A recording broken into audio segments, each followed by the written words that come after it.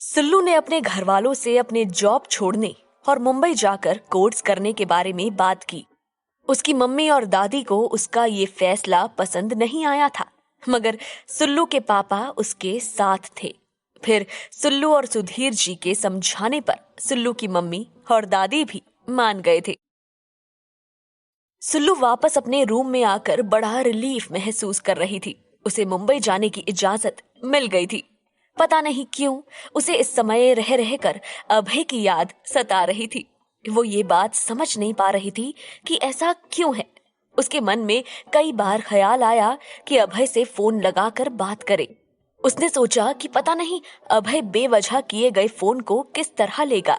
वैसे मन ही मन वो अभय की तरफ कोई आकर्षण महसूस तो कर रही थी, लेकिन जिंदगी में पहली बार इस तरह के भाव मन में आने के कारण वो समझ नहीं पा रही थी कि इसकी इस भावना को कैसे एक्सप्रेस किया जाए।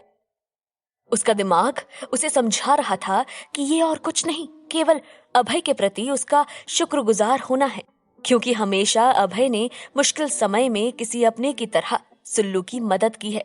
चाहे वो एक्सीडेंट वाला दिन हो या रिजॉर्ट वाली रात, हमेशा अभय अचानक से प्रकट हुआ और उसने अनएक्सपेक्टेडली सुल्लू की मदद की है। और तो और उसका स्वभाव इतना अच्छा है कि वो इतनी मदद के बाद भी एक थैंक यू की भी एक्सपेक्टेशंस नहीं रखता। सुल्लू सोचने लगी, जिंदगी भी कितनी अजीब होती है। एक तरफ स्नेहा मैडम जैसे लोग हैं जो प्यार का झूठा दिखावा कर अपना उल्लू सीधा करते रहते हैं और मौका आने पर किसी भी हद तक गिरने को तैयार होते हैं। कोई सिद्धांत नहीं, कोई मुलाहिजा नहीं और प्यार की कोई कीमत नहीं। और दूसरी तरफ दुनिया में आज भी अभय की तरह के लोग हैं जो बिना किसी स्वार्थ के हमेशा मदद के लिए तैयार रहते हैं। सुल्लू थोड़ा शर्मिंदा भी महसूस कर रही थी, क्योंकि अभय ने हर मौके पर उसकी मदद की और वो अभी तक उसे ट्रीट नहीं दे पाई थी जिसका उसने वादा किया था। सुल्लू ने ये सोचकर तुरंत अपना फोन निकाला ताकि वो अभय को डिनर के लिए इनवाइट कर सके। वो अभय को फोन लगाती उससे पहले ही अचानक नीलू का फोन आ गया। उधर से नीलू ने कहा, हाय सुल्लू, कैसी है? सुल्लू ने चलता सा जवाब दिया, ठीक हूं यार, तू बता क्या चल रहा है? नीलू ने उसे छेड़ते हुए कहा, हमारे यहाँ तो कुछ नहीं चल रहा सुल्लू, हमारी तो शादी हो चुकी है। तू बता तेरा क्या चल रहा है? उसने ये बात कुछ इस तरह कही थी कि सुल्लू को हंसी आ गई और उसने हंसते हुए कहा, नीलू तू बाज नहीं आएगी ना? अब तो मेरी टांग खींचना छोड़ दे, तुझे पता है मुझे ये सब बातें अच्छी नहीं लगती। नीलू ने कहा, हाँ हाँ, तुझे ये सब बातें अच्छी नहीं लगती मुझे पता है, लेकिन मुझे तो अभय बहुत अच्छा लगा। आज के जमाने में इतना डिसेंट लड़का कहाँ मिलता है। अच्छा एक बात बता, ये क्या हमेशा तेरा पीछा ही करता रहता है क्या? इसको कोई काम धंधा नहीं है? सुल्लू को अभय के बारे में किया हुआ नीलू का ये मजाक बिल्कुल भी पसंद नहीं आया। वैसे नीलू उसकी बचपन की दोस्त थी और वे लोग किसी भी तरह की मजाक करते रहते थे, मगर पता नहीं क्यों नीलू की ये बात सुल्लू को पसंद नहीं आई और उसने कहा, ये क्या बात हुई? किसी के बारे में ऐसी बातें नहीं करते, और तू खाली एक बार उससे मिली है, इतने में ही तुझे समझ आ गया? एक तो उस बेचारे ने मेरी मदद की और ऊपर से तू उसे लेकर इतनी हल्की बात कर रही है। एक सॉफ्टवेयर कंपनी में इंजीनियर है और उसके पास बहुत सारा काम धंधा है। और हाँ नीलू जी, फॉर योर काइंड इन्फॉर्मेशन, उसने कभी भी मेरा पीछा नहीं किया है। नीलू सुल्लू की आवाज में गुस्से का भाव समझ गई थी। उसने मजे लेने के अंदाज में फिर से कहा, अरे मैं तो उसे कह रही हूँ, तुझे क्यों बुरा लग रहा है? अरे भाई, होगा इंजीनियर तो हम क्या करें? हमने तो उसे जब देखा है तब वो तुम्हारे पीछे ही नजर आया है। तुम्हारा एक्सीडेंट हो जाए तो वो सड़क पर हो, तुम सड़क पर अकेली फंस जाओ तो वो वहां मौजूद हो, तुम कॉन्सर्ट में जाओ तो वो पहले से तुम्हें देखता हुआ मिले, किसी बॉडीगार्ड की तरह हर जगह साथ आ जाता है तेरे। तू मान या मत मान, वो तेरे पीछे पड़ा है, वो भी हाथ धोकर नहीं, नहा धोकर। मुझे तो लगता है वो तुझे पसंद करने लगा है। सुल्लू जी, अब आप भी जिद छोड़ दो और थोड़ा सा बेचारे पर भी ध्यान दो, हाँ? और ये कहकर नीलू जोर से हंसने लगी। नीलू की बात सुनकर सुल्लू को बहुत ज्यादा चिढ़ आने लगी थी। हालांकि उसकी एक बात तो सच थी कि वो जब भी मुसीबत में हुई, अभय ने कहीं से आकर उसकी मदद की।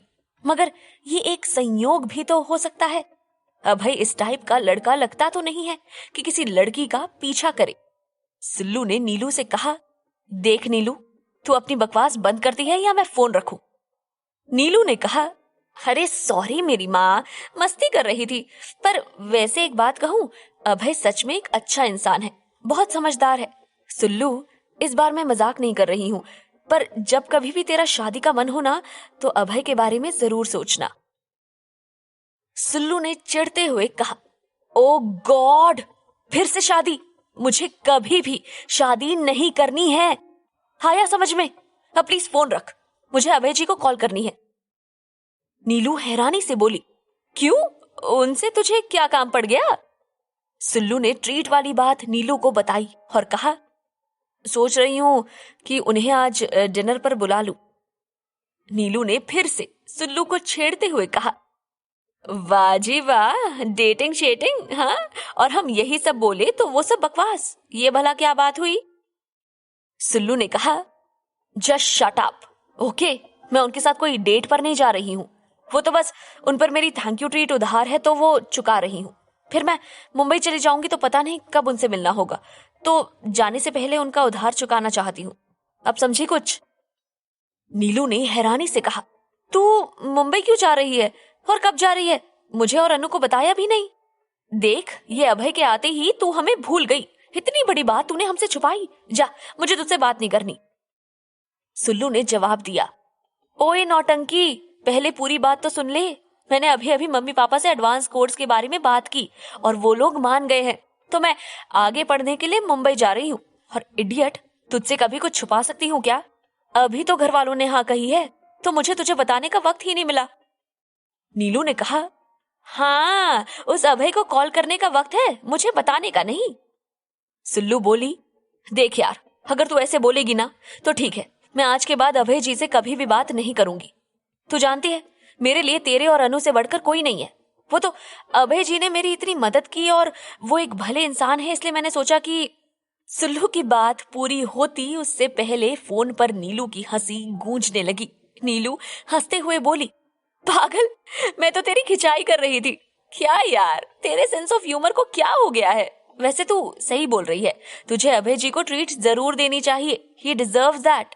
और तुझे many many congratulations dear, I am very happy for you. आखिर आंटी जी और दादी मान गए। चल तू एक काम कर, कल मेरे यहाँ आ जा, फिर बैठकर आराम से बातें करेंगे, ठीक है? सिल्लू बोली, अच्छा ठीक है, मैं कल तेरे यहाँ आती हूँ, चल बाय। नीलू ने हंसते हुए बाय कहा और फोन रख दिया। सिल्लू ने तुरंत अभय को कॉल किया।